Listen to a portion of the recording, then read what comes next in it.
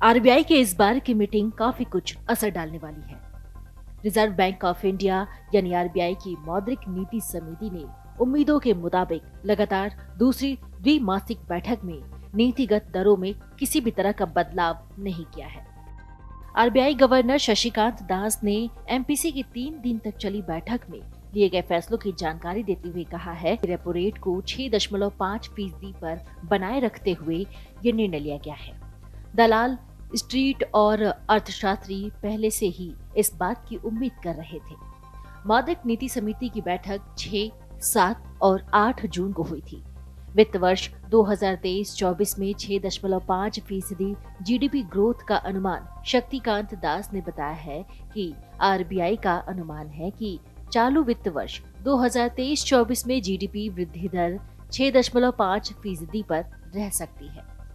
RBI का अनुमान है कि चालू वित्त वर्ष की पहली तिमाही में आर्थिक विकास दर 8% पर रह सकती है। वहीं दूसरी तिमाही में जीडीपी ग्रोथ रेट 6.5% पर रह सकती है। इस तरह तीसरी तिमाही में जीडीपी ग्रोथ रेट 6% पर रह सकती है। इसी तरह चौथी तिमाही में जीडीपी वृद्धि दर 5.7% पर रह सकती है। आपको बता दें कि महंगाई दर को लेकर आरबीआई के कई अनुमान हैं। आरबीआई गवर्नर ने खुदरा महंगाई दर को 4% पर लाने के लक्ष्य की बात कही है। उनका कहना है कि केंद्रीय बैंक का अनुमान है कि वित्त वर्ष 2023-24 में महंगाई दर 5.1% पर रह सकती है।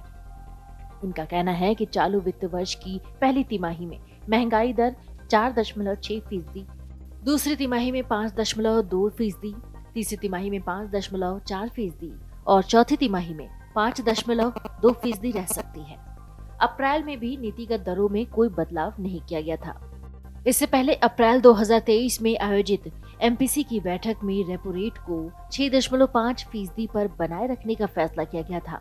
आरबीआई के इस फैसले ने दलाल, स्ट्रीट और अर्थशास्त्रियों को सरप्राइज कर दिया था।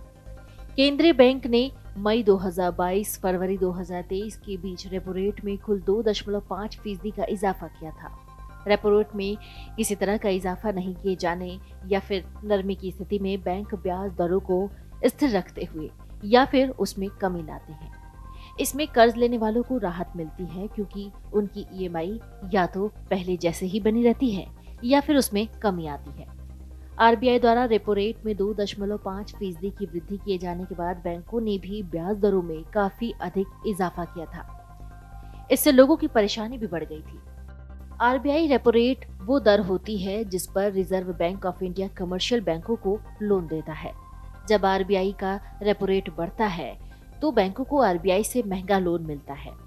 बैंक को महंगा लोन मिलेगा तो बैंक अपने ग्राहकों को भी महंगा लोन बांटेगी, यानी रेपो रेट बढ़ने का बोझ बैंक से होते हुए ग्राहकों तक पहुंच जाता है।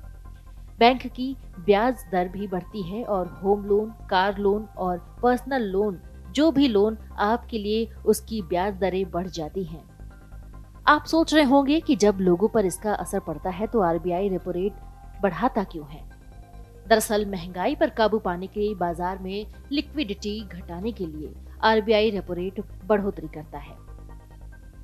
रेपो रेट के बढ़ने से इकोनॉमी में मनी फ्लो कम हो जाता है।